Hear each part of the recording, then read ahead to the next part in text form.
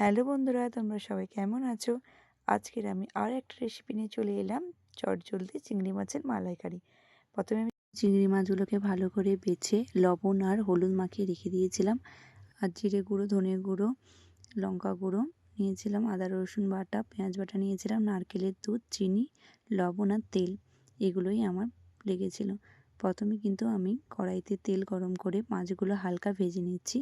বেশি ভাজলে হবে না, হালকা ভাজতে হবে। হালকা ভেজে কিন্তু আমি মাছগুলোকে তুলে নিচ্ছি। মাছগুলো পুরো সবগুলো মাছ ভাজা হয়ে গেলে ওই তেলে কিন্তু আমি জিরে ফোড়ন দিয়ে পেঁয়াজ বাটা দিয়ে দেব।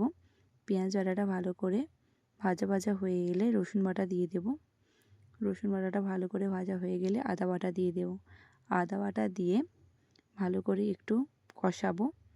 কষিয়ে যে গুঁড়ো মশলাগুলো তোমাদের দেখিয়েছিলাম সেই গুঁড়ো মশলাগুলো দিয়ে দেব। দেওয়ার পর ভালো করে কষিয়ে যখন একটু তেল ছেড়ে যাবে তখন কিন্তু আমি মাছগুলো দিয়ে দেব। মাছগুলো দেওয়ার পর 2-3 বার ভালো করে নেড়ে ভালো করে কষিয়ে তেল যখন ছেড়ে আসবে তখন হালকা জল দিয়ে দিতে হবে, কারণ সেদ্ধ হওয়ার জন্য। বেশি জল দিলে হবে না, একদম কম জল দিতে হবে। দিয়ে একটু মাছগুলোকে সেদ্ধ করে নেব। মাছগুলো সেদ্ধ হওয়ার পর যখন তেল ছেড়ে আসছে তখন আমি নারকেলের দুধটা দিয়ে দেব। নারকেলের দুধটা দেওয়ার পর 5 মিনিট মতন ফুটিয়ে নেব।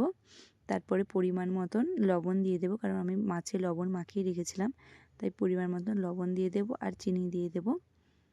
দিয়ে দিলেই আমার রেডি চিংড়ি মাছের মালাইকারি চটজলদি। তারপরে নামিয়ে নেব। আমার চিংড়ি মাছের মালাইকারি কমপ্লিট। আমি নামিয়ে নিচ্ছি। নামানোর পর উপর দিয়ে মশলা গুঁড়ো দিয়ে দেব। দিয়ে দিলেই আমার রেডি চটজলদি চিংড়ি মাছের মালাইকারি। তোমরাই বলো কেমন হয়েছে।